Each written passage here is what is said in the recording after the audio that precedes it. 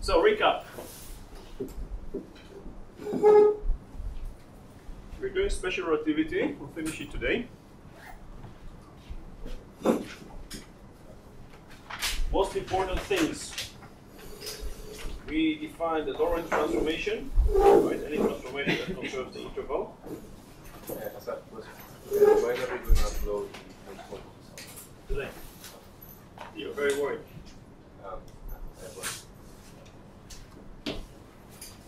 You will get your first problem set today. And the second problem set tomorrow. How does that sound? Not sure about the second problem set. But the first problem set will be good. Okay. We are, so we define the four vectors, right? So, the notation, right, x mu. x0 is ct, x1 is x, x2 is y, x3 is z.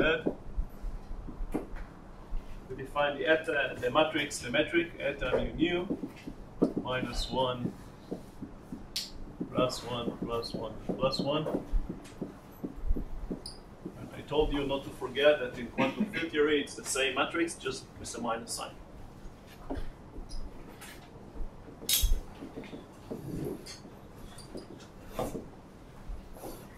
Just for your knowledge, we define the interval,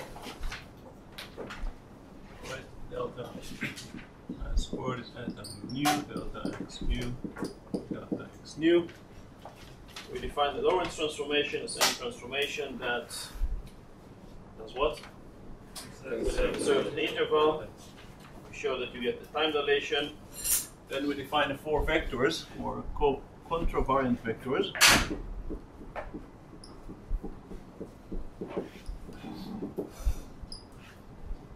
As any entity whose components undergo V alpha prime, V alpha goes to V alpha prime, which is lambda alpha prime beta V beta, when the coordinates transform in the same way. X alpha goes to X alpha prime is lambda alpha prime beta X beta. Alright, and this is a contravariant for vector. Because there's also the covariant vectors, which transform in a different way. Right? And then we talk a little bit about the basis and the components. And then we saw the transformation of the basis of the set of basis vectors is the opposite, which makes this set a covariant vector. And we said that all the vectors belong to TP, and all the covariant vectors belongs to the dual space. And the way to think of it is as a mapping between vector space and R. Remember that it operates on V, it gives me something that goes to R. And the way to think of it, which will make you as less confused as possible, is as a row vector versus column vector. Column vector, real vectors, and covariant vectors would be row vectors. Right? When I say vector, I always mean contravariant vector. Okay? Always. And the operation of a vector on a covariant vector is really defined. V operate on W is defined as omega that operate on V, so that's also R. And that enabled us to define tensors. And I gave you several examples, though the most important one was the gradient. Example of covector. Covariant vector is also covector. Covector, dual vector, several other names. Example of a covector is the gradient. The gradient of a function phi, so d phi, which is really d phi over the x mu. U, and I write that d phi over for dx mu, the notation is phi, comma, mu. Just to shorten. Yes, question? Is the taking of the gadget as a covector, does this correspond to the thinking of the gadget as a direction that accepts some vector and gives the direction and derivative in that direction? You can think of it like that, right? So that if you have a vector, you can operate on it with the gradient. We show that, right? If you have a d mu phi that operates on a vector, v mu I can define as dx mu over d lambda. So dx mu over d lambda will just give me what I'm used to, d phi over d lambda. So in a sense, yes. Then this is easily generalized to tensor. So a tensor of rank KL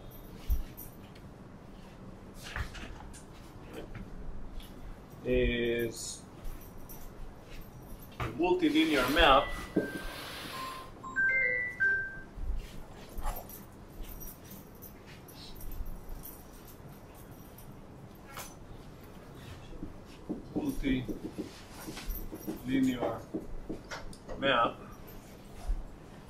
namely linear in each term, right? Of a collection of k dual vectors and L vectors to R. Okay? And that means tensor of rank KL, that means it will have k upper indices and L lower indices, right? So it will be T mu1 uk mu1 ul. And the transformation law, Nick. And the transformation law is of each term by itself.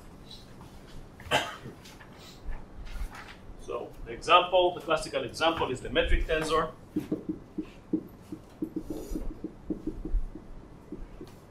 Right?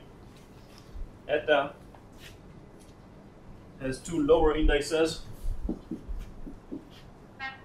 So I can view it as a map from two vectors to R. Right? Eta, two vectors, V and W.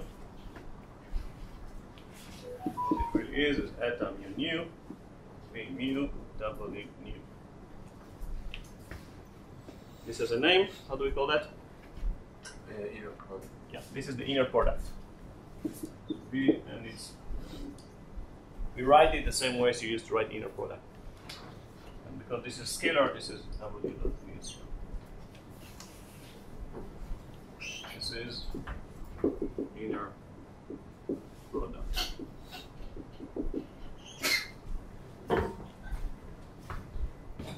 And if we operate the metric on the same vector twice, at the VV, how do we call that? Norm. Okay, that you know. So V squared is eta mu nu, V mu, V nu. Another way I can write it as V nu, V nu. Now, as opposed to Euclidean metric, in which the norm of a vector is always positive or zero, and if it's zero, that means that the vector is zero. In GR, we don't have this restriction. The norm of a vector can be either positive, negative, or zero, and the vector does not have to be zero if it is zero. Right? It has names.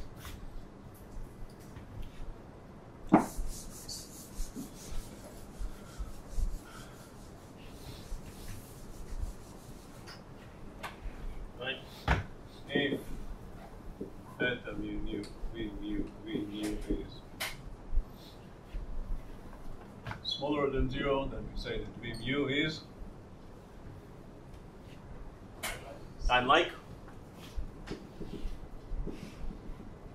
If it's zero, we say it's null. What? Or light-like. If it's greater than 0, we say it's spaceless. In a few minutes, you'll see exactly why.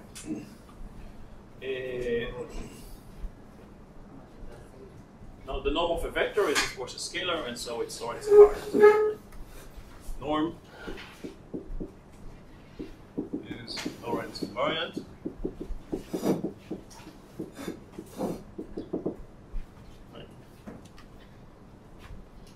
V prime squared is eta mu prime nu prime.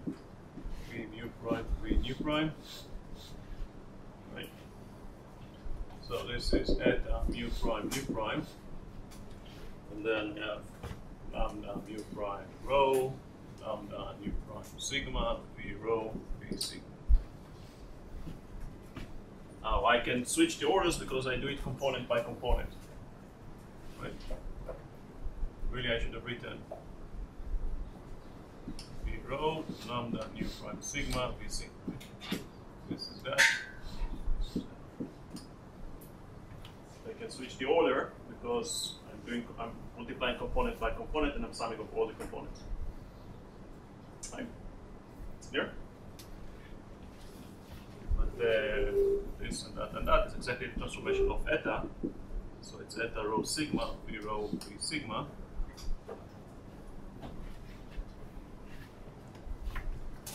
Which is just t squared.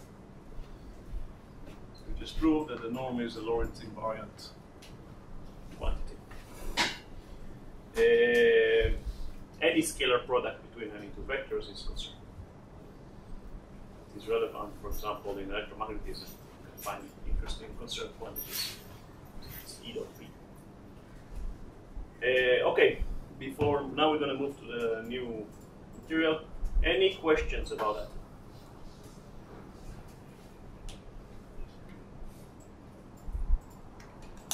No? No, that means if tomorrow there is an exam, you all get 100. That is the meaning of no to me. Yeah? Okay. Take your word for it. Okay, so examples of tensors. Actually, that's what we're going to do most of this lecture today.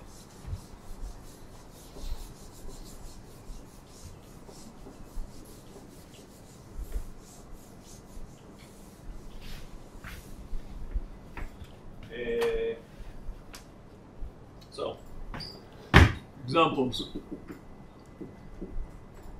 of tensors. So one tensor which you're familiar with, and that's, I told you, it's the only tensor that I'll write the indices one above the other. Normally I'm not allowed to do that. I don't allow you to do that. That is the Kronecker delta.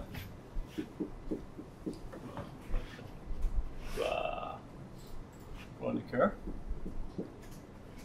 Alright. Delta mu nu.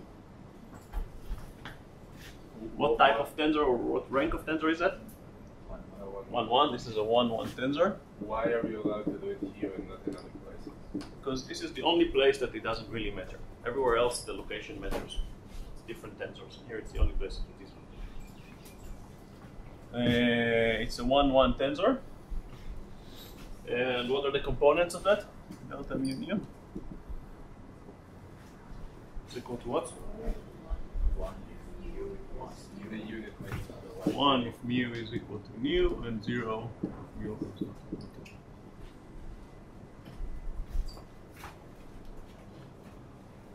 How would you write this tensor? Like, if you have to write it, The unit Yes. it will be a matrix. Unity matrix. It will be a matrix. So, yeah, it's exactly it.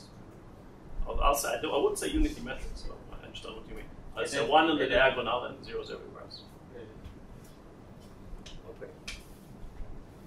Okay. Another tensor is the inverse metric. Right.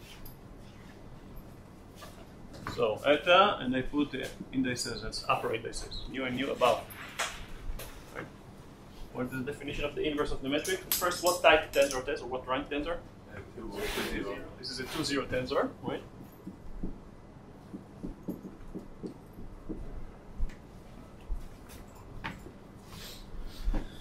this is defined as the inverse of the metric, right? What does mean inverse of the metric? So eta nu eta nu table row is eta row nu eta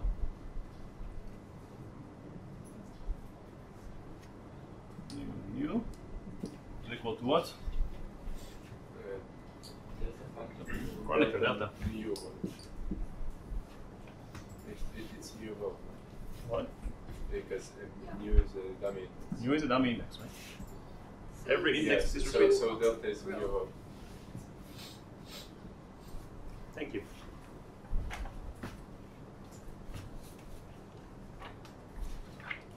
So that's the definition of the inverse metric.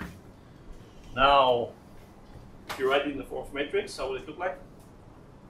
It's the same as. It looks just like the metric, but this is true only in Minkowski space. When we go to more sophisticated spaces, this will no longer be true. But the definition is still stays. Okay. Another tensor, which will be useful, but here it's slightly cheating right now. It's not exactly. It's called the Levi-Civita tensor.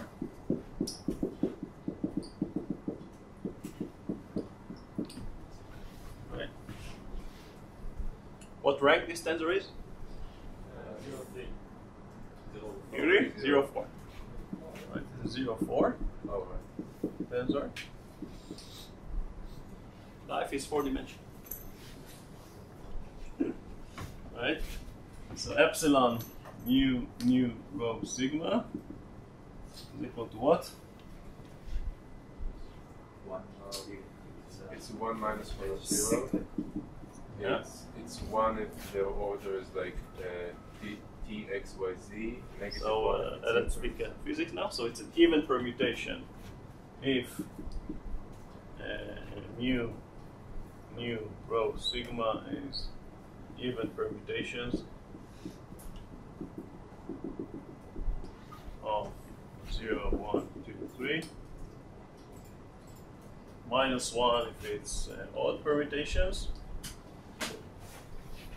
and 0 otherwise. Is there anybody here that did not encounter the Levi-Civita tensor? Maybe not in that name. Is there anybody here that did not encounter it? Doesn't know what to do with it?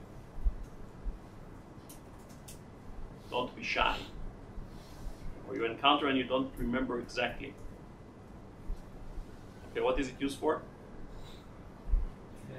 Cross products. Among other things, right? Cross products would be basically volume of paralleloids. Volume elements, you see that. Okay. So how much is epsilon 0, 3, 2, 1? Equal to what? Negative 1. How much? Negative 1. Right. 1 switch, 2 switch, then 3 and 2. 3 switch, so it's minus 1. Yeah? We'll play with combinatorics. 1 point. All right, questions? Okay, more. So manipulating tensors.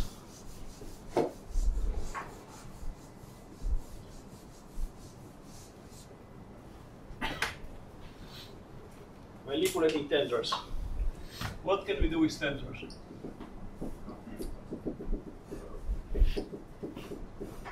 We can do many things, but we're going to start with some basics. So the first basic thing we can do is raise and lower indexes, right? Raise and lower indexes. How do we do that? Metric. By the metric and Inverse metric. the inverse metric, right? That's the only way we can do it. There's no other way. We can use the metric and the inverse to raise and lower indexes, right? So I have a tensor T alpha beta gamma delta. Right. So if I multiply it with eta, the inverse metric, what did I put here? Mu gamma. What do I get? What tensor?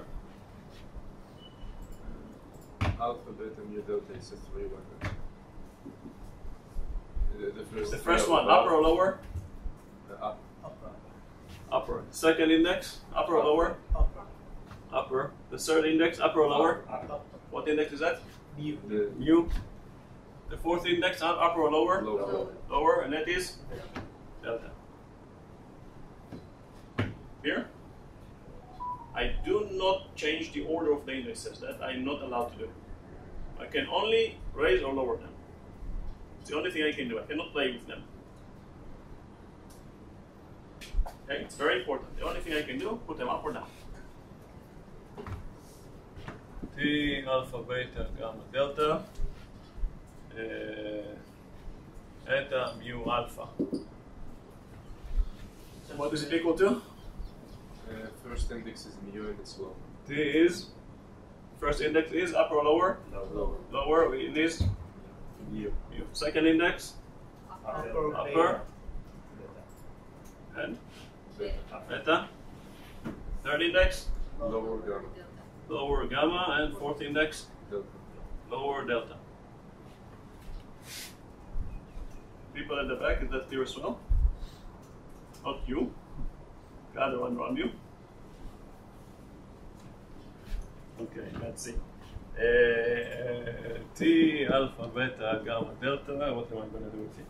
Eta, mu, alpha, eta, mu, beta, eta, rho, gamma, eta, sigma, delta. What's the first index? Upper and lower? Lower.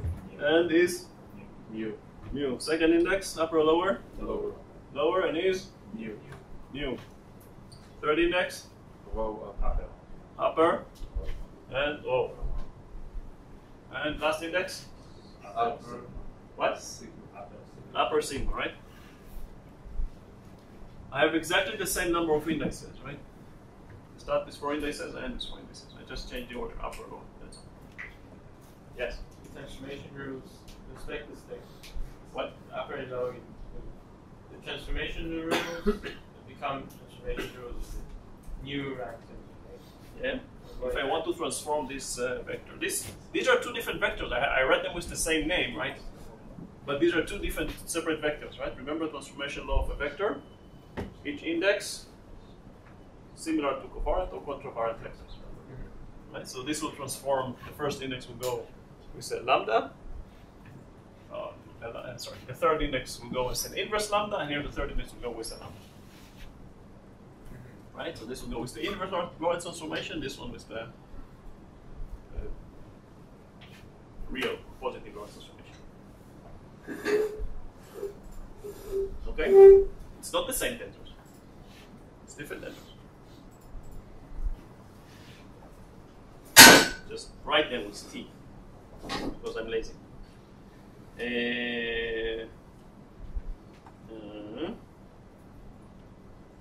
Of course, how do I do that, right? There is a dummy index here, which is Alpha. right. So what I'm really doing, I'm summing over alpha. Don't forget that. Right? So really, there is a summation here, alpha from 0 to 3. Okay. Same here. I have many summations here. So if you actually want to do this calculation, well, today you'll do it with a computer. You have to remember all the sums.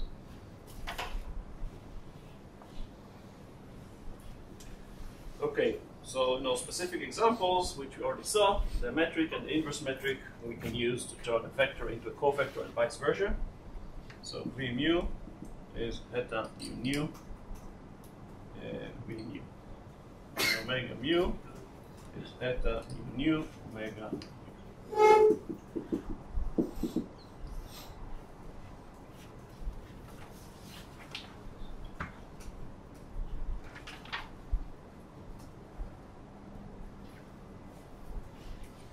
That, by the way, explains why you never thought of a gradient as a covector and always thought of it as a vector, right? Because the 3 spatial components are are the same, right? For the vector and the covector. It's only the time component that is inverse.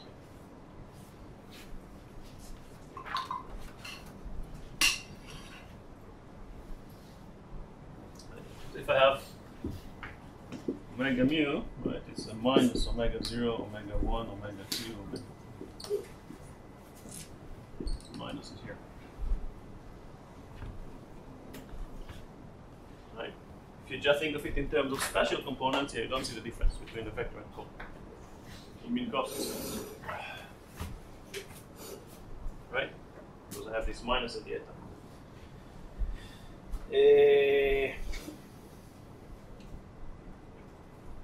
Yeah, okay, I mentioned here there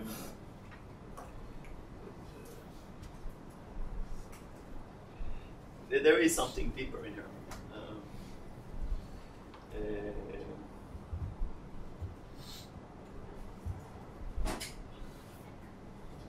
Yeah, in principle, we don't really need the metric to define a gradient. So there is something which is slightly deeper. I'm not sure that we should get into that right now. Okay, so this was one manipulation. Another manipulation which we need right now is called contraction. Very good. So what is a contraction? Is production of a new tensor, given a tensor, in which the two indices, one upper and one lower, are the same. Otherwise, I cannot do this. I can contract them. So, contraction is a way in which I take a KL tensor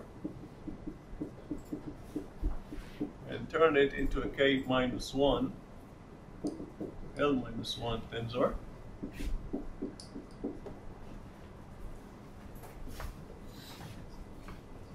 By summing over one upper and one lower index. By summing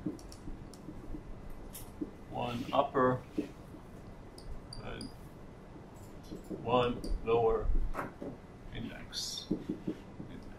Indices.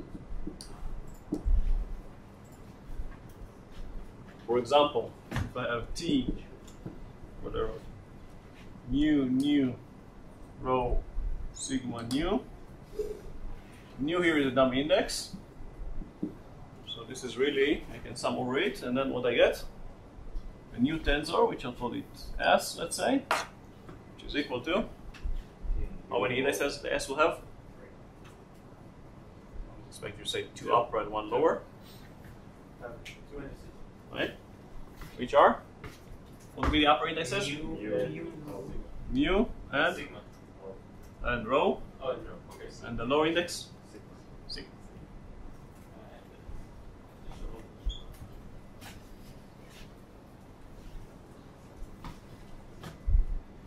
Now, we can contract only one upper and one lower, not more than that. Why not? Because it's ill-defined.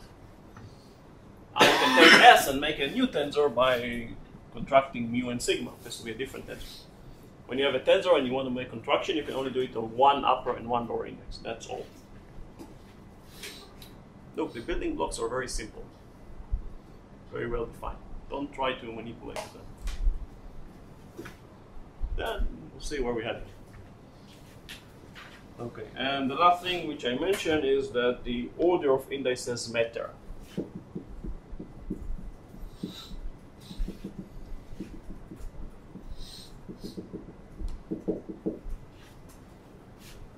Don't start playing around with indices. You have to be very, very careful. When you're copying, put the indexes exactly where they are. If you make some manipulation, you make a manipulation on one specific index. One upper and one lower. But you do not start moving indices around. Okay? So, T nu rho sigma nu is not the same as T nu rho nu sigma nu. Right? These are not the same tensors.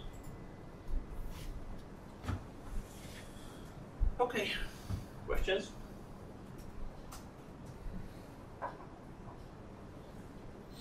Questions? don't worry, you get more into the math later. Right now, we are going to physics. The way the course is structured, I'm giving you the math that you need, and now we're going to speak about the physics.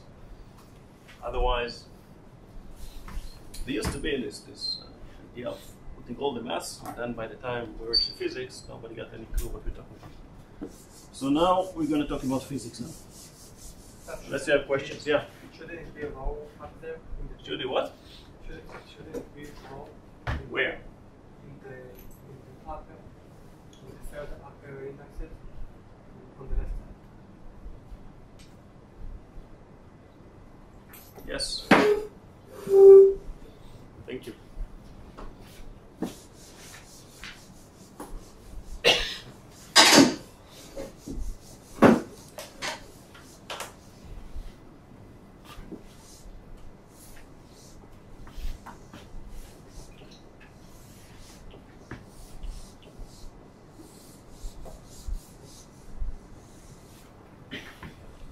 Okay, now we're going to go back to physics and we're going to do special relativity kinematics.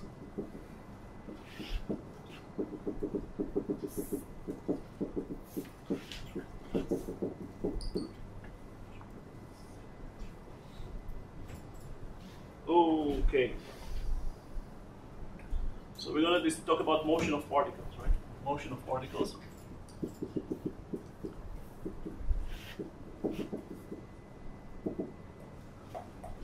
Now, in Newtonian physics,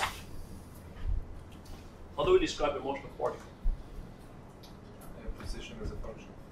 Right. So we're used to think of x as a function of t. Right.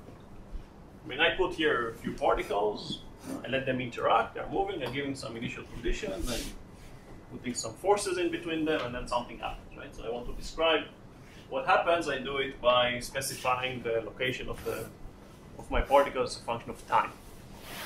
Here I have a problem. Right? Right. I cannot do that. Right? It doesn't make sense to do it. In 4 dimensions, so this is good for in 3 dimensions. So this is in 3D. In 3D, we often use that. In 4D, it's not really working. Right? Because maybe introduce another parameter. Exactly. I need to introduce another parameter. So in 4D, it is easier. Well, it's easier. We need to think of the space and time location of a particle.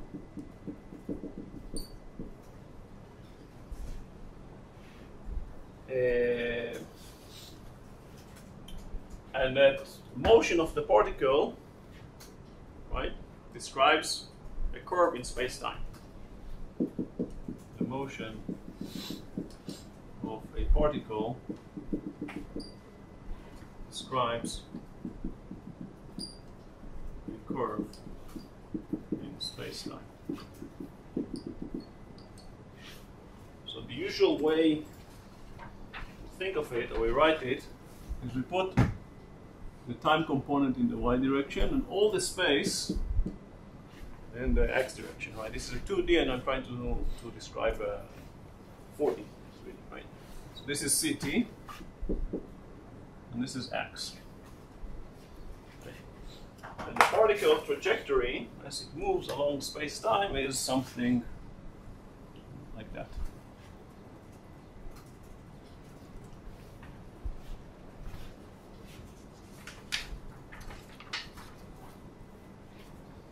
The particle trajectory describes some curve in space-time. This is the curve. And this curve has a name. This is called the warp line.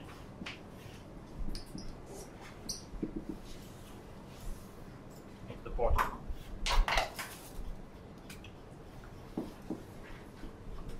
The particle was a photon. What would the word line of a photon look like? Angle Hmm? 45 degree. Right. Parallel. What? Parallel to the X. No. Yeah. Time progresses. Time always progresses. Right? Like a line with a 45 degree, right? Right. So if it was a photon, it could only move. Photon can only move in 45 degrees. Right. This is a photon.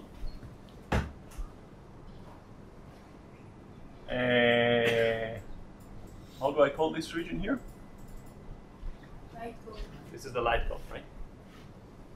If a photon left some location here, some time t, right? T progresses. After some other time, t2, which is greater than t1, it will either here or anywhere on that surface. What about myself? Where is my world line? Inside the cone. Oh, I cannot get outside of the cone. So if I want to cross this cone, what do I need to do?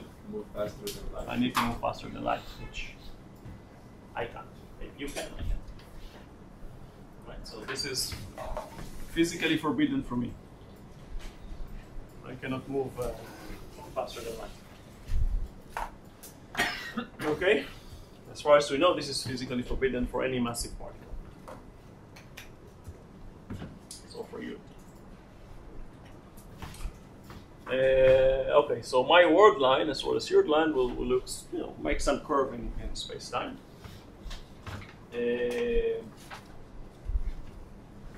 So how do I describe the motion? So I need to specify some parameter. Again, remember we did that, and we can repeat that quite often in this course, right? So this is my word line, so I need to specify some parameter along the word line, which I can call whatever I want, right? Lambda or sigma. Then I say, okay, now when lambda is equal to 1, equal to, I'm here. When lambda is equal to 2, I'm here. When 3, I'm here. Basically tells you how I progress in space and time. Yes? But lambda isn't physical like T is for... Yes, it's not a physical property. It's just some quantity that I have to discriminate my points along this line, where I am. But there is a natural selection for lambda, right? There is a natural physical unit. Okay. Which is what? Proper. But the proper time. So instead of lambda, I can use tau. And then my word line will be specified by x mu, right? My 4 coordinate x mu is the coordinates, it's where I am. X mu of tau. Now it's a choice, but it's a very handy choice. So again, we don't have to. We can select any lambda that we want. But it's much easier and handier to select as a parameter the proper time, right? Tau is the proper time.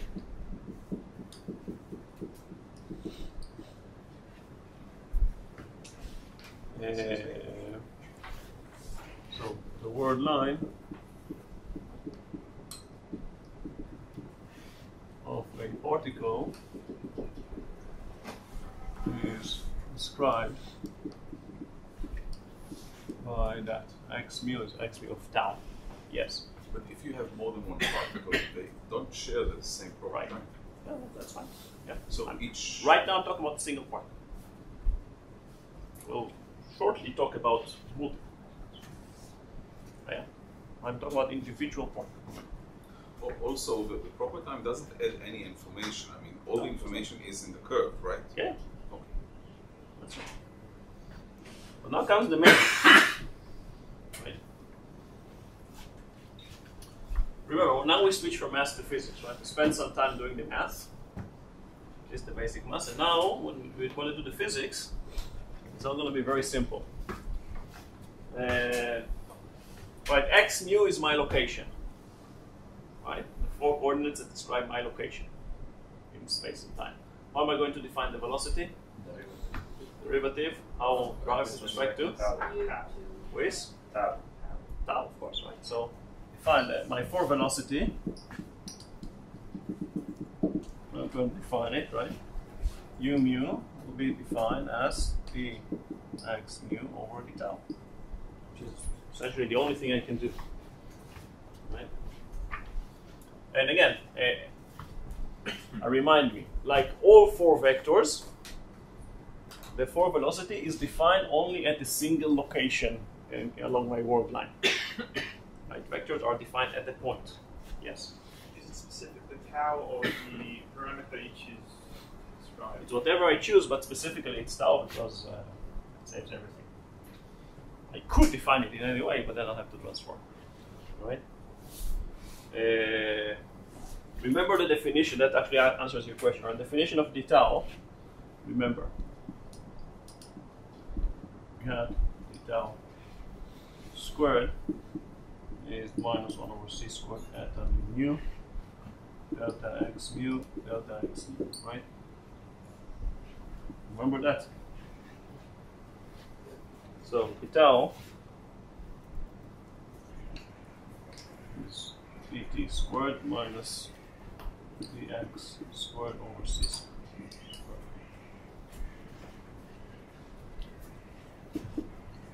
It's dt times 1 minus dx over dt squared over c squared per root. Yeah, hold on a second. So this is dt square root of 1 minus beta squared. Yeah. We define vectors only coming from a single point, right? Yeah. It's only going to some tangent space. So it still has to belong to a single tangent space. Single. Yeah. Right now we don't have this problem because the space is flat. It's a Minkowski space. So I can move. We're going to spend some time describing what happens when the spaces are not flat. We'll see how we handle this one. So we do have some fixed origin point, which is Here you can say yes, but this is a specific case. This is not the general case. This is not what happens in reality. Okay? This is for flat space, flat Minkowski space. Right? It's not flat. It's like this, right? that space. How We big will is get that there. curve? We will get there. Don't worry. I won't leave you unanswered. You'll have to wait another 2 weeks or so. Okay, so d tau is really dt times square root of 1 minus beta square, from which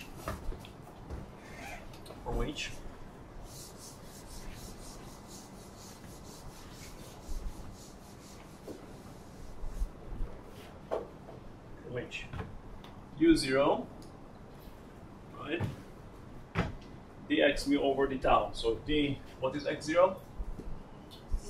Ct over d tau. I can write it as square root of 1 minus beta squared dt. What do I have? C over square root of 1 minus beta squared gamma c. ui dxi over square root of 1 minus beta squared dt. So I can do 1 over square root of 1 minus beta squared dxi over dt. So this is gamma pi or gamma beta I c.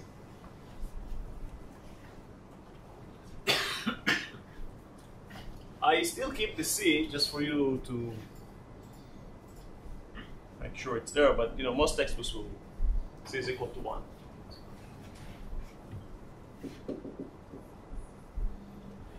Basically, let's say from here on, maybe I'll still keep it this lecture.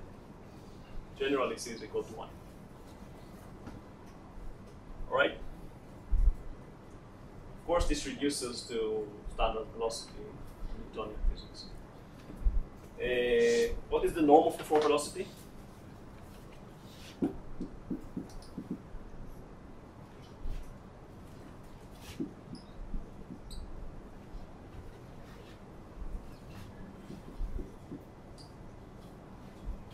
What is that? Let's see. Eta mu. minus. eta mu nu dx mu over tau, dx mu over tau. Now I'll do something which is completely illegal, but I will still allow myself to do that. Dx mu over tau squared, which is minus c squared. I know this is illegal. I like to make shortcuts. Right, the norm of the forward velocity is constant.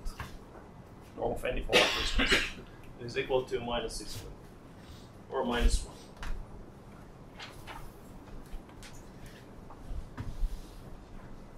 1.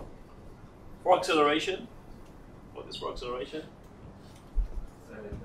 Derivative of u with respect to tau. What else can it be? That's a nice thing. I mean, once you do that, there's nothing else you can do. Or nothing else logically that you can do. Whatever you want.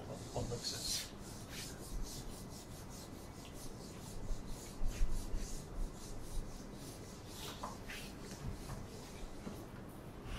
So, for acceleration,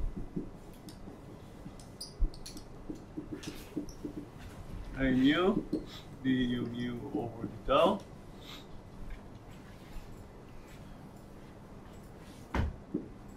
What is the force? What? For force. What? Like the F mu is m a u. All the mechanics. One du mu over d tau.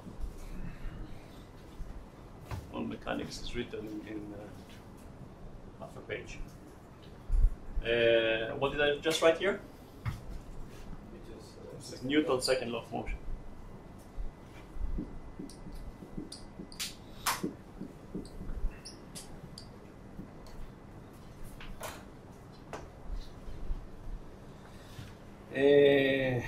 Of course,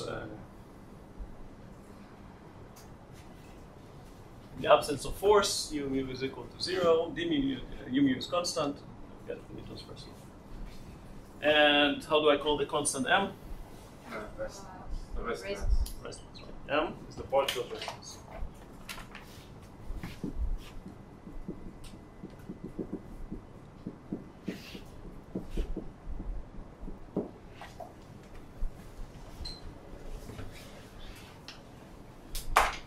I don't know if you've noticed, I guess you've not, unless you've seen that.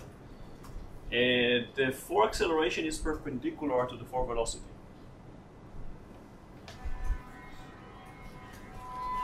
Mu, u mu,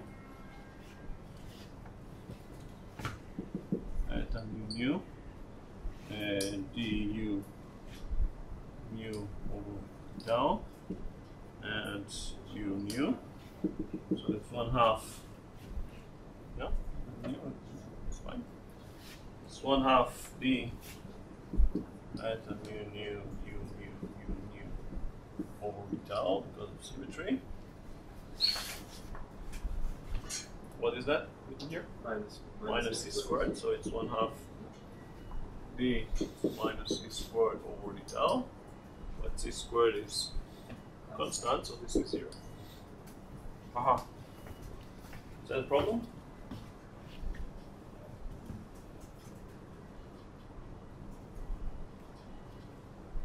Why can we do derivatives this way? What? Why can we do derivatives this way? Why not? It's the same, I just, it's symmetric, right, with respect to mu. This is mathematically legal. I know when I'm doing something illegal. This is legal.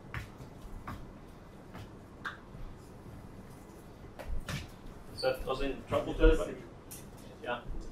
Why it's logical that we got a constant known to the velocity? Why? Yeah. That's the way it is. Why it's constant? Speed of light is constant. Not sure if I follow. Just calculate the norm of the for velocity, and the way we define it, dx v over tau. You get this constant. That's all. There's nothing more to it.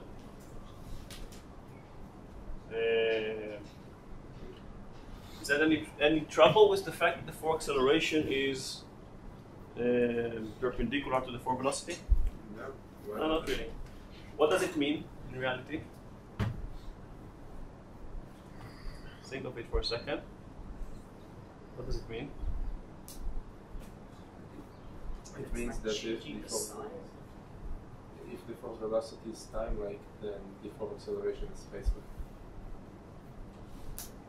It's gonna point. No, not necessarily. I would no. Well, I have to think if this is correct. There's something which is simpler. You want to say something? I don't know. It's like the speed that it's constant. It just means that there are only three independent equations of motion. The fourth equation is dependent. I think that's all. No. Only three independent equations of motion.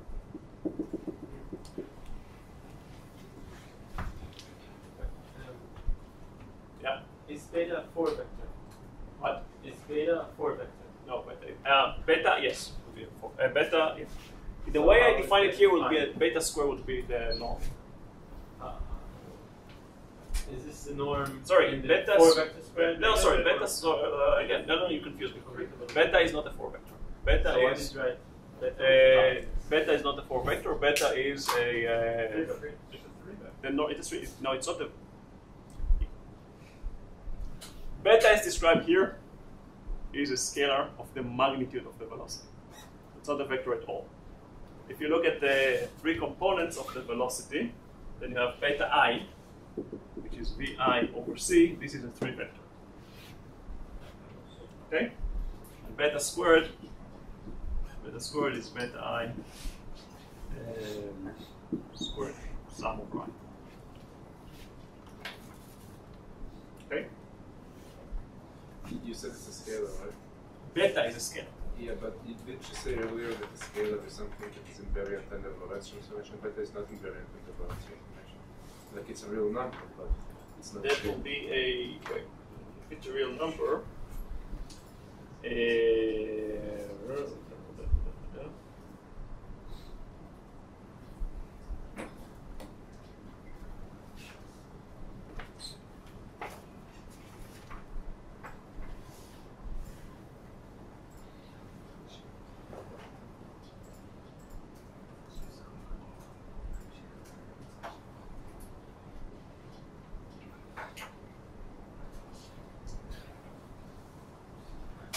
Okay, we got confused for a second. I'll answer to that at the end of that.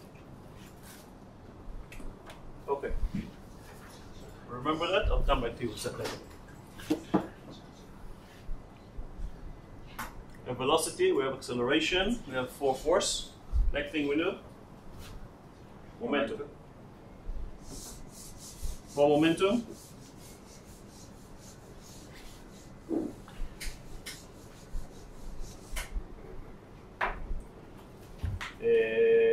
basically energy and momentum.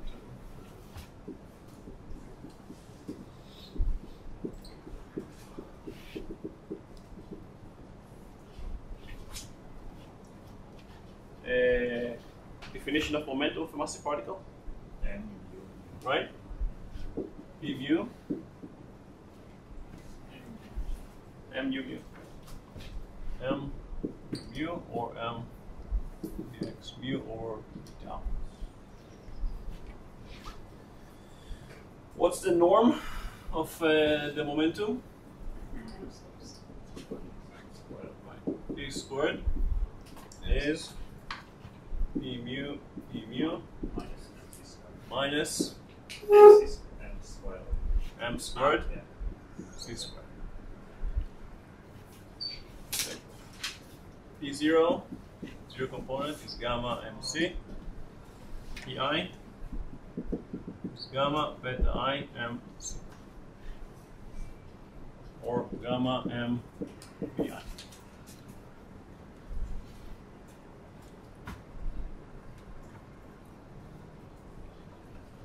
Now Taylor expansion in the limit of small velocities.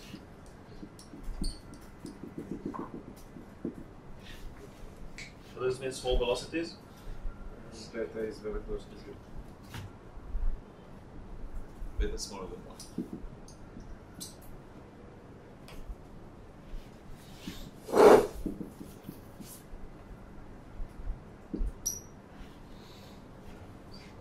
What do I have about gamma? Close to 1.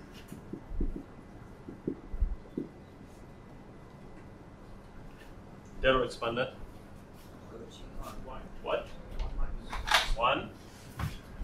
What's the next term? Correction?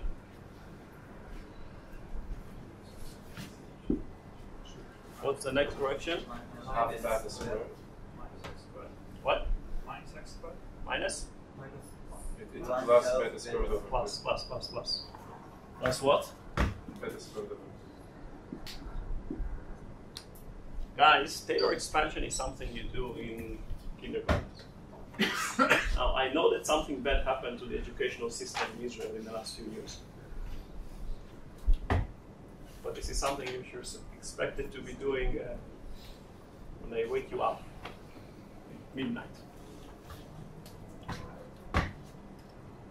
Right? 1 minus beta squared minus 1/2.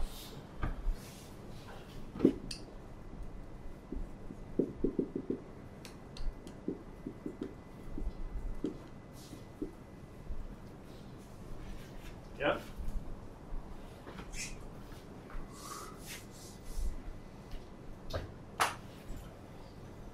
Right. So what is P0?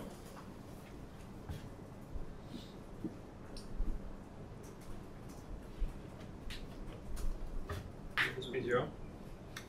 So MC, gamma MC, right? So MC plus 1/2 m beta squared is MC beta squared is V over C squared. So I can write this V squared over C.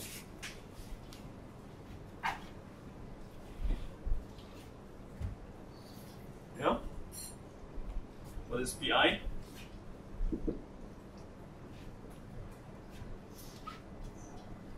So you think that's beta. What? Yes. MBI plus M is squared. Only the next term would be V cubed. Right? Next correction would be the gamma times beta. So the next term would be beta squared times beta here, so it would be beta cubed.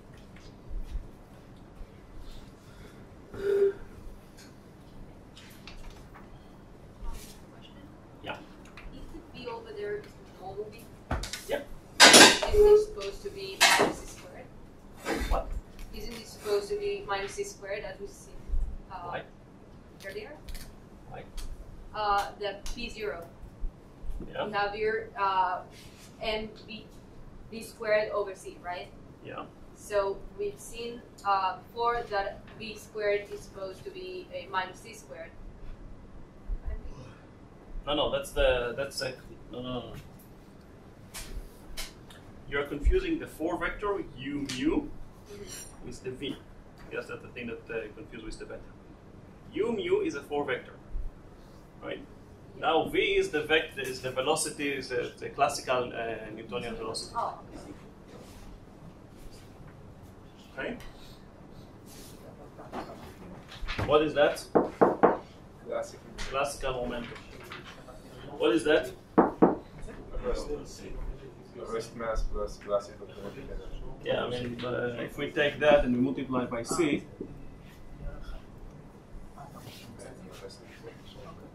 right? C P0 is mc squared plus 1/2 mv squared. What is 1/2 mv squared? Kinetic energy. It's a kinetic energy term, right? What is that? And rest mass energy, right? So this is one of those miracles. I'm sure that you've seen it, right? Einstein just got it right of the equation. Right? You don't need to do anything. I mean, after you did all the math, and you know how to do a Taylor expansion, which Einstein knew how to do, you get this for nothing from the equation, and then the only thing was to identify that this must be a new mass term. Right? Now, I don't know if you were told about the debate between Kelvin and Darwin? I don't know. About the age of The age of the Earth, right? No, you don't know that? I heard it. I heard something about that. Heard Kelvin something.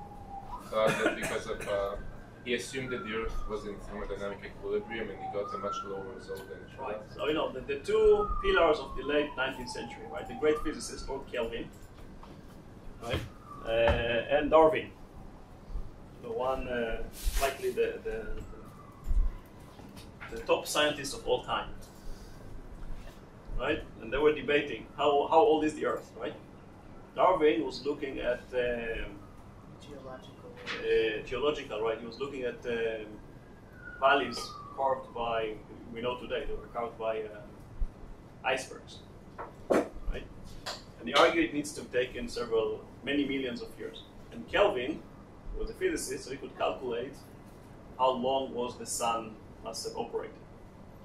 Because he knew about thermodynamic equilibrium, and he could calculate what is the flux of energy coming from the sun. And he concluded that it's limited to 30 million years or something like that. So he argued that life on Earth could not have been more than that. What was his mistake? He didn't know about this source of energy. This is the real source of energy of the sun. Right? Darwin was right. Okay. So, CP0, so this is the momentum of a particle. It's a massive particle, and this is the energy. Energy of a massive particle. And this for momentum, it also has a name. Let's call the energy momentum for vector.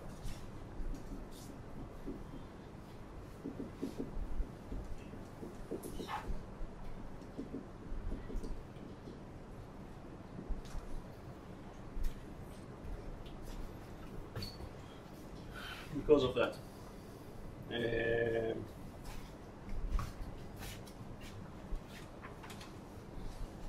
Now, using what we just wrote here, we can write down another formula which you're familiar with from special relativity in first year or whenever you learned it, right? P0, which is E over C,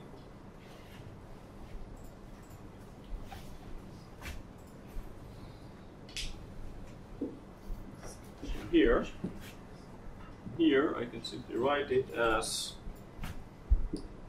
pi squared plus m squared c squared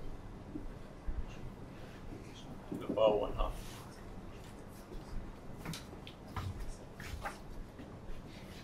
Yeah? Questions?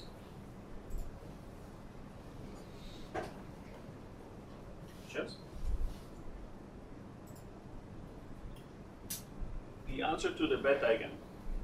It's not a 4 vector. U mu is the 4 vector.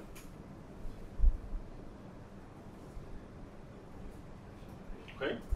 That's for your question about the beta. How it transforms. Beta is not transforming, it's not supposed to transform as a scalar. U mu, U squared is transforming as a scalar.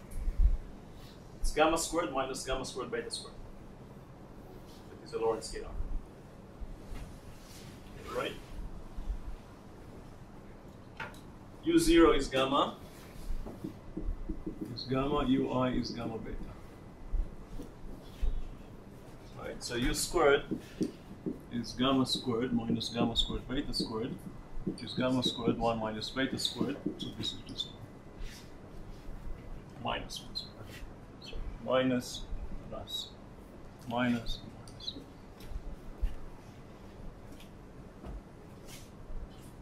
Yeah? So beta by itself is not 4 vector.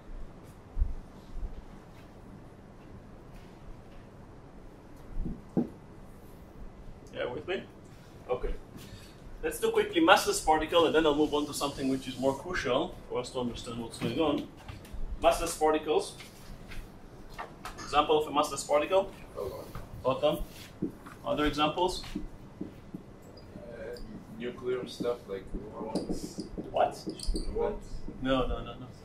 The only other massless particle we think we have is a neutrino, which we know today is not exactly massless. It has a very, very small mass. Massless particles. Right, what's the difference between massless and massive particles?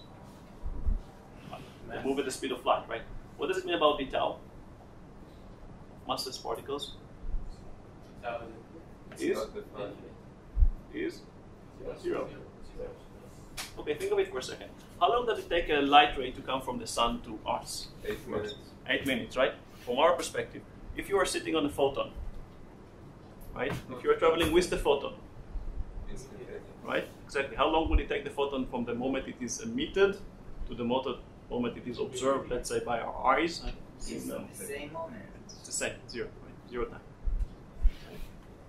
From the point of view of a photon, it doesn't take any time at all from emission to absorption. Right? But then again, that's pretty much everything that the photons can do, being emitted and being absorbed.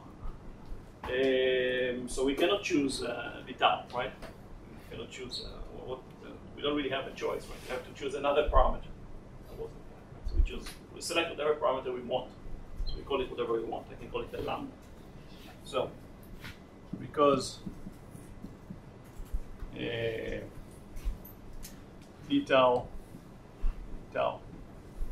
for photon is 0, we must choose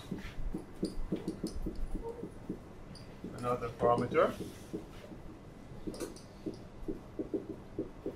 we call it lambda. Whatever. Then we define mu dx mu over d lambda for velocity is null.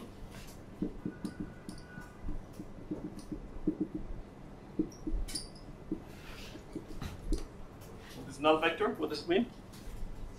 The norm. What norm is 0. Right? U squared is equal to 0. So, equation of motion for photon. C2 equals Come on. We don't really need to work hard. The absence of forces, right? We have d mu, du over d lambda is equal to 0.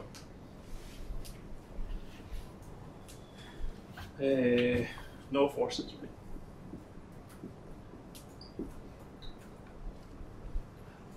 Energy of a photon? Oh, that's a bit unrelated. E, energy.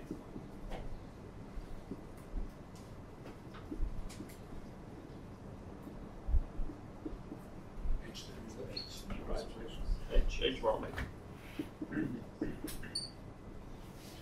This is Planck's constant. That's the angular frequency. That's Planck's constant.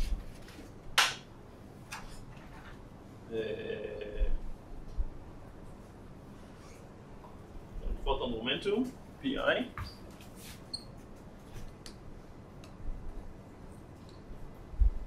Actually have it here.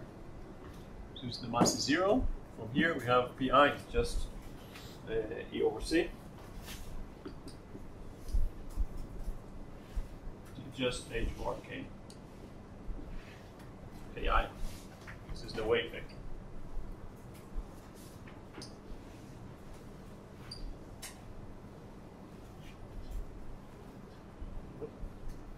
So overall, the photon for momentum, E mu is h bar omega over c, then h bar k, and p squared is a what? 0.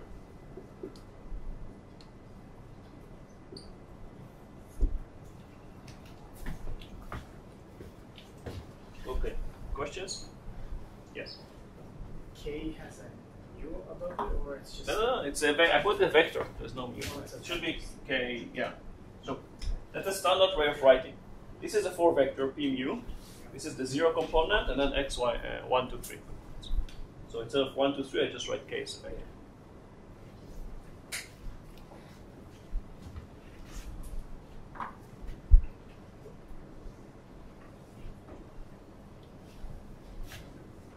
More questions? Okay. Now comes also this. You might have been. No, this is pretty much resembling things you've seen in special relativity, just written in a different way and way more compact form. And we got to the same results only in 2 lectures rather than half a semester.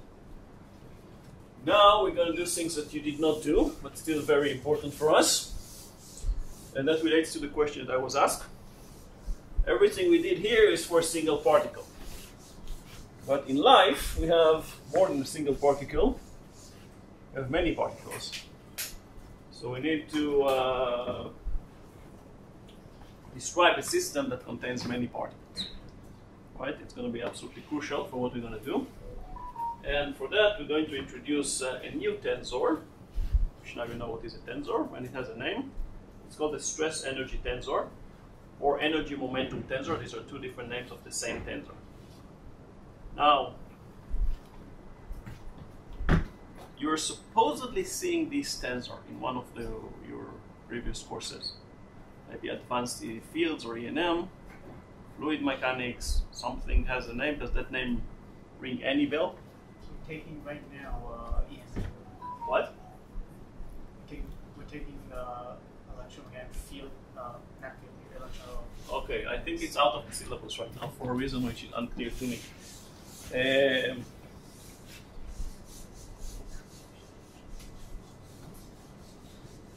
But I can guess why it is, but I won't say. Okay, so it's called energy momentum tensor. So we're talking about many particle system.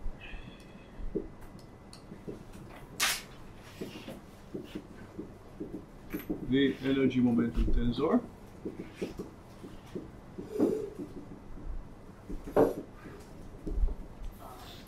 What was the other name? What? Stress energy tensor.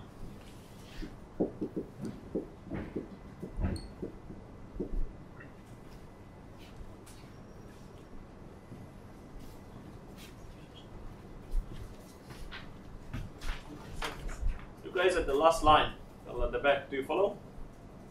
Yeah, sure? You're very quiet. I don't like quiet people. I don't like you being too noisy, but I don't like you to talk among yourself, but I do like you to talk to me. Otherwise I feel lonely. Okay.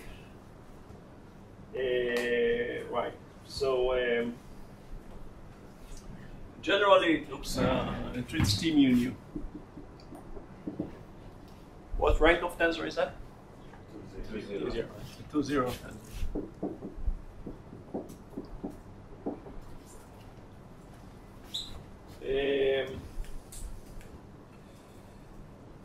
Heuristically, it's the flux of momentum P mu across a surface of constant x nu.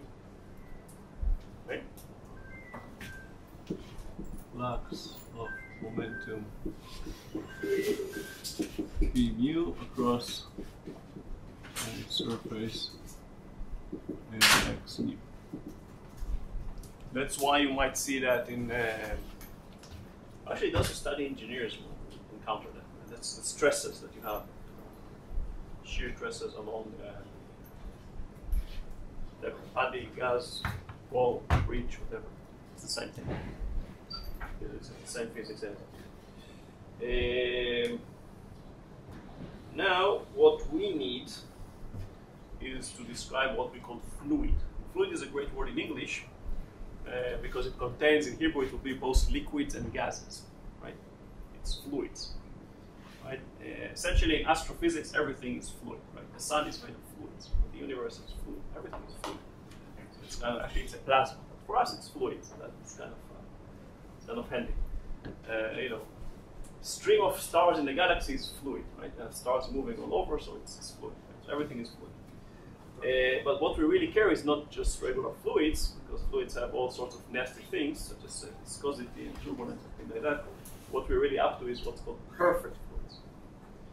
So we're dealing with fluids. We deal with perfect fluids. It turns out there is more than one definition of what is a perfect fluid, as opposed to regular fluid. Yeah, but essentially everything we do in astrophysics is fluids, and most of them are perfect fluids. So one definition is that the fluid has no heat conduction and no viscosity, right? And it's good, just flows perfectly. So one definition is no heat conduction and no heat conduction, no viscosity.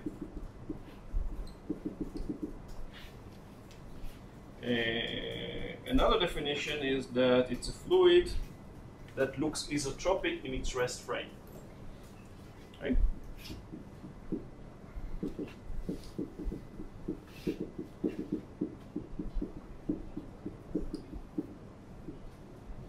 What's isotropic? Looks the same direction. Yeah, it's the same in all directions, right? Imagine you're in a boat in the middle of the Pacific Ocean. You got stuck. Now, you look around, you're seeing an ocean. You cannot identify a specific, you don't see any island, or you don't see anything to look at, right? You're just in the middle of the ocean, surrounded by sea, everything looks the same. And it's cloudy, so you don't see the sun. Okay?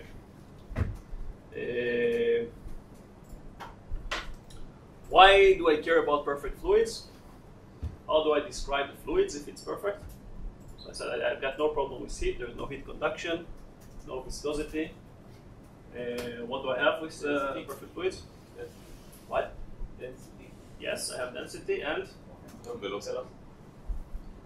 Rest frame. Volume. Rest frame. What is the velocity in the rest frame? 0. 0. So no velocity. Volume. What? Volume. If density. Pressure. Volume. If I have a density, I don't need volume. Volume is infinite, right? You're in the middle of the sea. Right? Pressure. And pressure, right? Somebody said it correct, right? So perfect fluid is a fluid that is completely described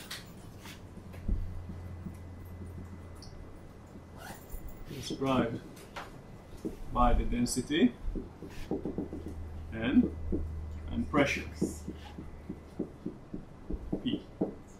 Right? Density, number of particles per unit volume.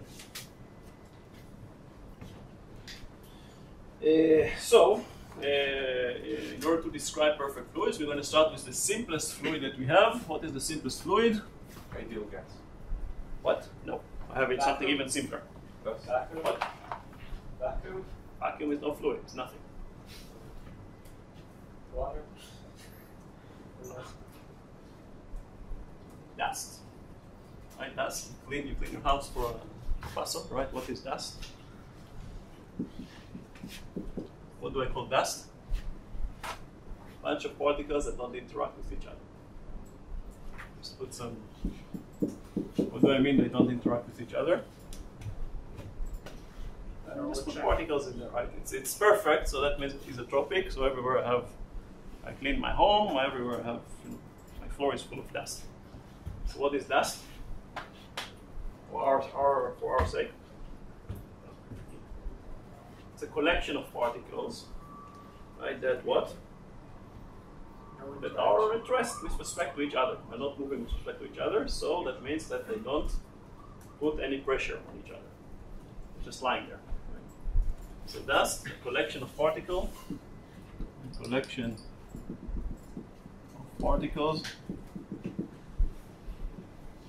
that is at rest. Rest with respect to each other. In mathematical words, that means that the pressure is equal to 0. There is no pressure. There's only density.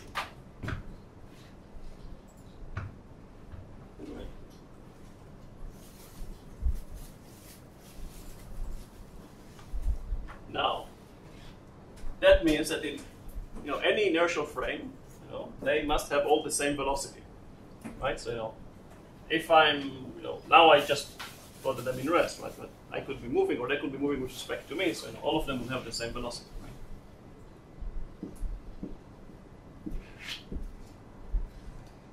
Mu.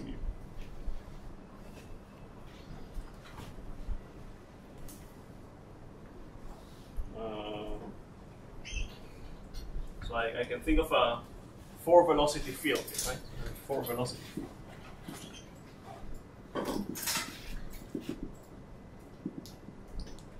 Which is the same everywhere in space. And again, imagine you're now in the middle of the ocean. Maybe currents that you don't see, right? Everything is surrounding you, it will be the same speed as so, if we have this velocity field, u mu, we can define the number flux or vector. Different color, that's getting important. Number flux or vector.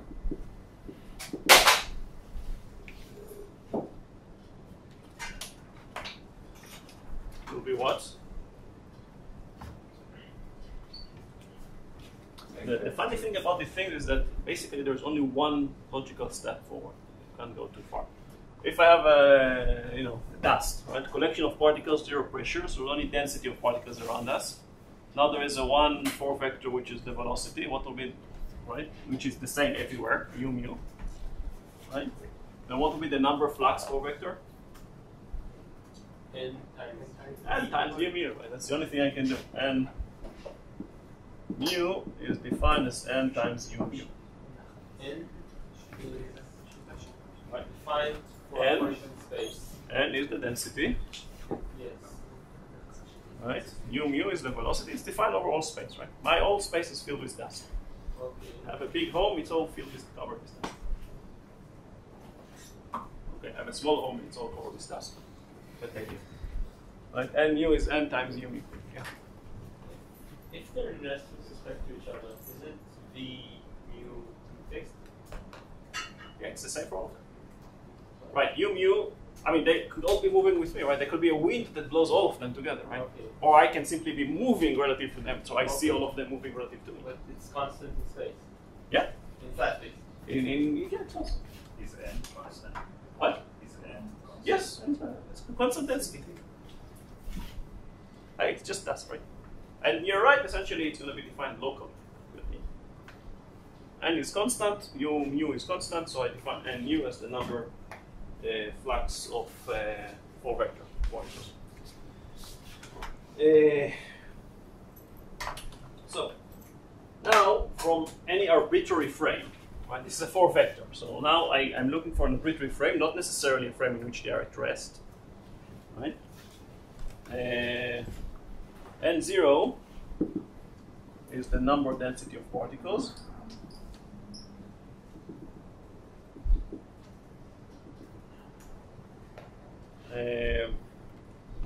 And I is the flux of particles in the xi direction.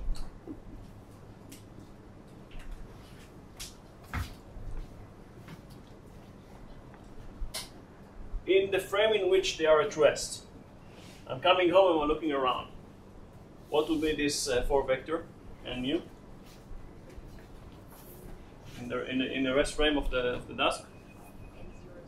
Yeah, n mu would be n 0 0. That's only in this specific frame. Right. In other frame it is not like that. Now, again, I'm assuming that all the particles are equal to each other. Dust all have the same mass, so we call it m, the mass of a single particle. So what is the energy density of the dust in the rest frame? So energy density of the gas, the fluid, right, in its rest frame. Right. That is typically denoted by a rho. I know that can be confusing initially, that's why I use n to denote number density, and rho is energy density, so it's the same thing, the density of energy in a volume, so how much energy is contained in a certain volume. Can be a bit confusing at the beginning, right? But if you think of it, okay, so I can say how many particles I have at a given volume, how much energy I have in a given volume, that's the energy density. So rho just n mc squared.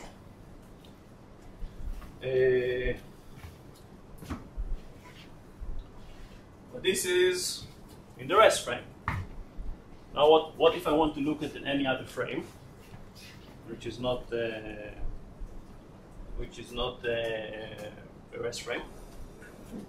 Right? No. Let's look at another frame.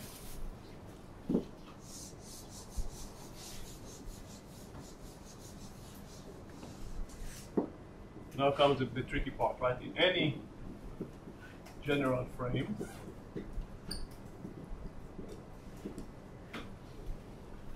right? So, rho is made of n mc squared, but n is the zeroth component of n mu, right? Of a 4 vector. Mc squared is the zeroth component of the energy momentum. 4 vector, right?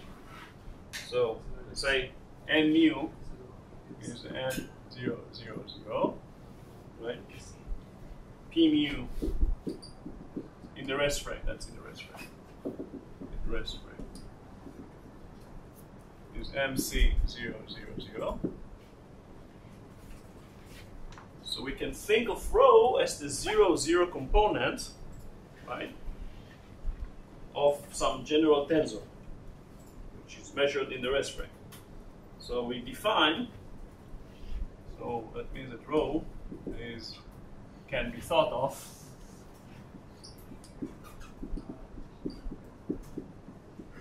the 0, 0 component of a more general tensor,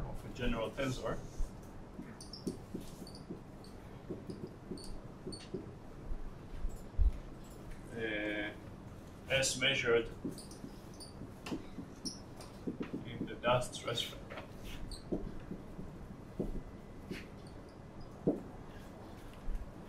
So that leads us to define T mu nu for dust to be P mu and nu. This is really just n, m, u mu, u nu. Or this is just rho, u mu, u nu. Note that I bluntly removed all c's from the equation, because now you're grown up and you don't need these c's.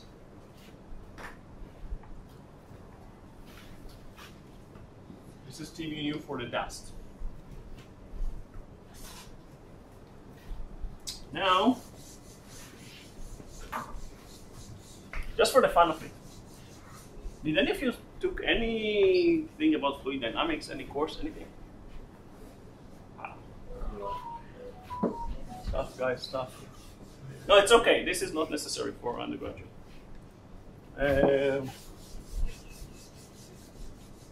Just a pity, that's all. Hopefully next year will be one. Hopefully.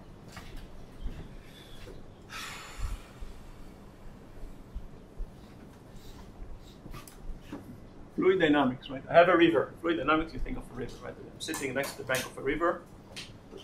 It's maybe more difficult here, but you know, there is the Yarkon River, right? And you're looking at the fluid element here, right? And you're asking, okay, what is the change of number density of particles inside these fluid elements? The continuity equation. What? The continuity. It's the continuity equation. Have you seen everything? Everybody? Have you seen the continuity equation? Ah, it's the same thing, right? It's the flow of charge, right? You just take any particle, attach a charge to it, and it's the same. Right? Just put a Q, multiply by Q, it's the same thing. Okay, so it's conservation. Okay, so continuity equation, right? Plus lambda and V equal to 0, right? This is a continuity equation. Right? How do I write down the continuity equation here? I have it, actually, it's written here, nearly. Not equation. I'm going to write down the continuity equation. So continuity equation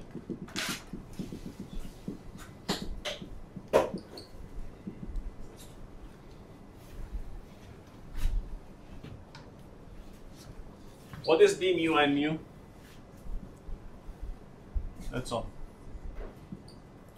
What is d mu and mu?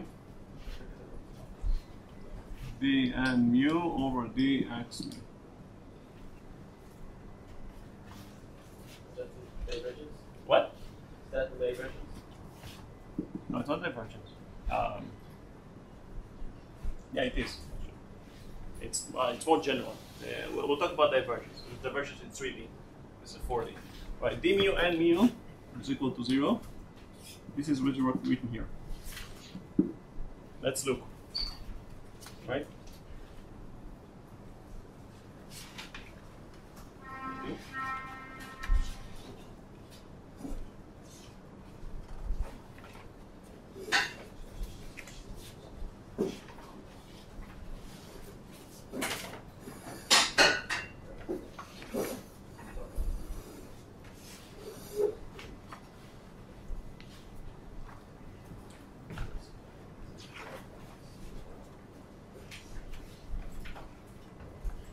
From here, right? It's d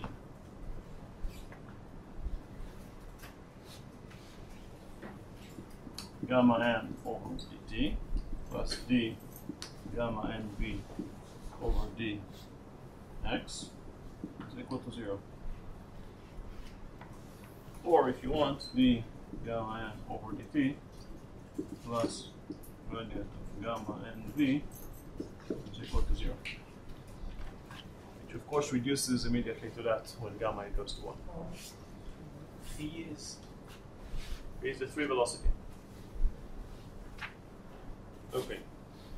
But before we go home, okay, I'll take another 5 minutes of your time. So this is about dust.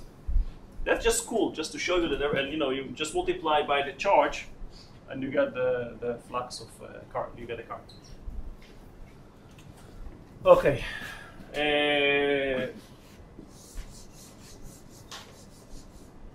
Fluids. Fluids do have pressure. Right? Dust does not have pressure. Fluids do have pressure.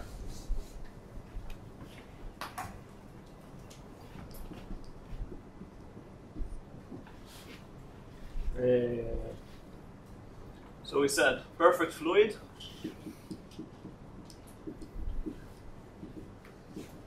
isotropic in its rest frame.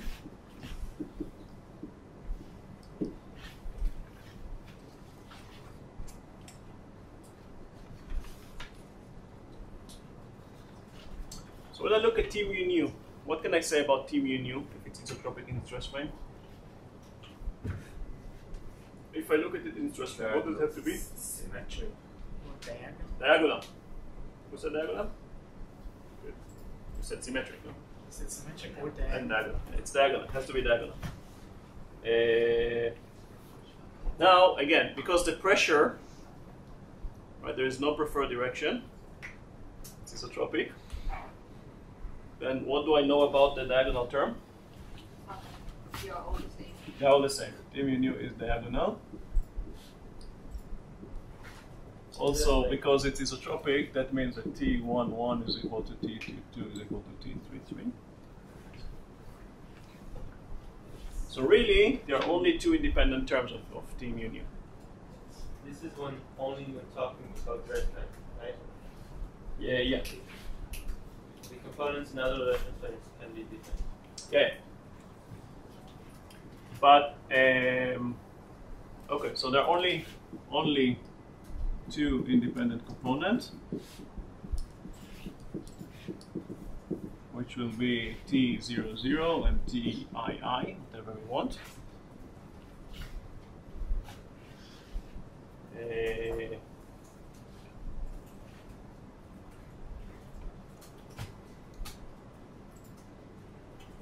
What about 0 and I0? Is it 0 because it's the rest frame also? What? Yeah, it has to be 0. Anything else has to be 0 in the rest frame. Otherwise, it's not perfect. No, because it's perfect, then the spatial part of the matrix is going to be that. But I'm talking about Because the it's first a row and the first column. You mean 0i? Yeah, no. That means that there will be a motion of energy in one direction, which is not.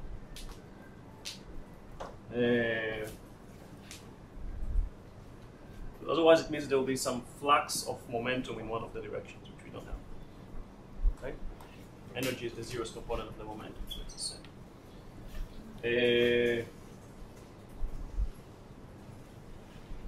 So, you know, we can choose to call that a rho and that a p if you want to. Right? So we can think of T mu nu. So we got T mu nu would be a rho, p, p, p. Everything else is here.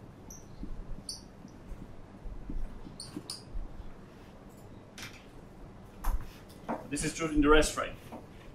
What about the general frame?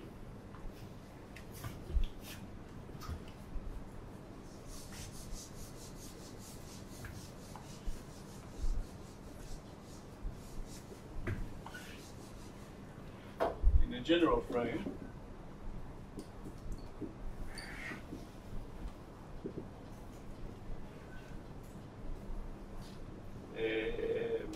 so fluid is no longer at rest.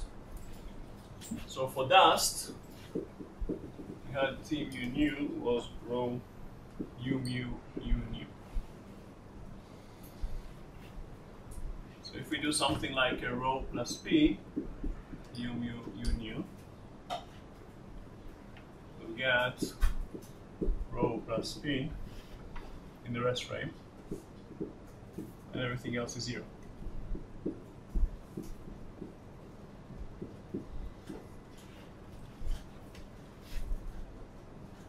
That's all we got for dust.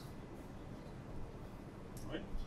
But we can easily, sorry, that will be fine for p equal to 0. That's not going to be relevant for what we get here. So what do we need to do to add to that to get from here to here? P times the measure. Right, so we have to add up minus p, p, p, p. Everything else is 0. Right, if we add these two, we get here. What is that? What? What's that? Right, so this is P eta mu nu. That leads us to the definition of the stress energy tensor T mu nu for fluids, perfect fluids, is equal to P, or rho plus P. U mu u nu plus p eta mu.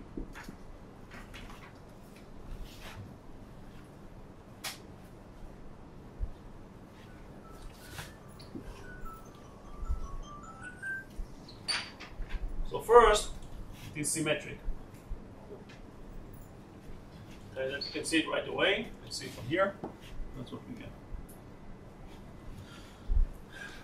You can easily transform it, of course. Tensors, the advantage, the greatest, tensors have many advantages. One of the greatest is that you know immediately how to transform it from one frame to the other.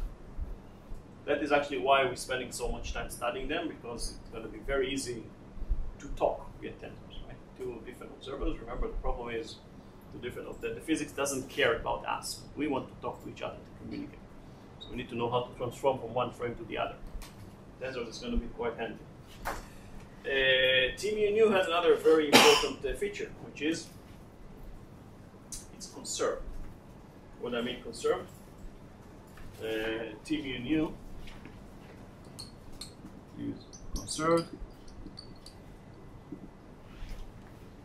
namely d mu T mu nu is equal to 0.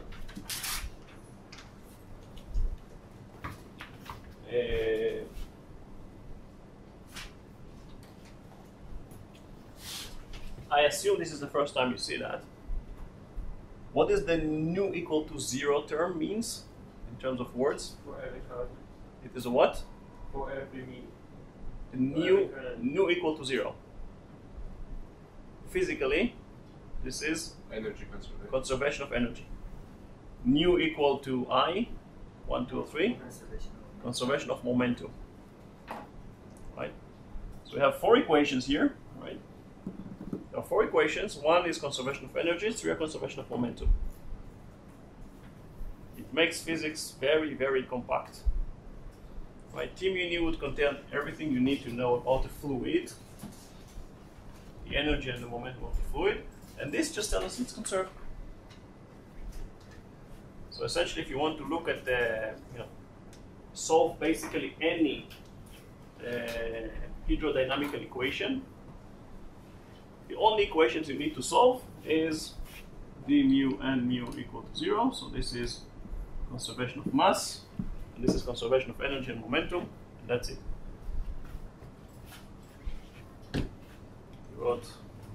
Write it down. Conservation of mass,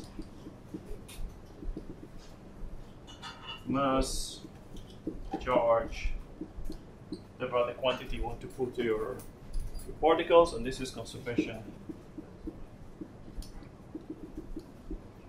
of energy and momentum. What about angular? What? What about angular? Angular momentums get a slightly different form. It's t times x. I'll give you a tutorial on that. Okay.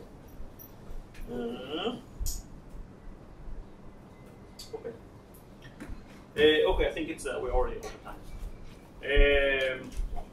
Questions? So I'm going to post down the problem set now. First problem set. Second problem set will be posted not tomorrow, but in the shortly thereafter. And I'll see you on Sunday. Now next week I'll be here on Sunday. I will not be here on Thursday.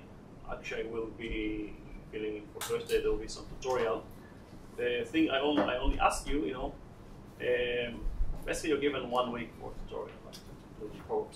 If you run into troubles, ask him, and then he could land a Thursday lecture for you. But I will see you on Sunday anyway. So we'll meet on Sunday, 10 a.m. Any questions? Last question?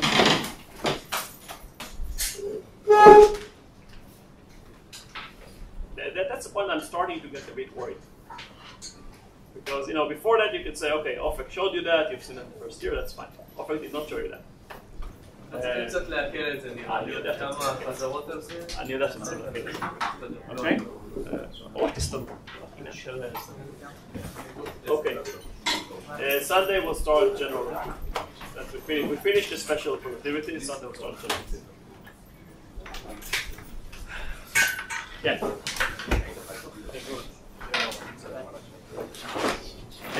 מה זאת אומרת? אמרנו ככה, הלוגיקה הייתה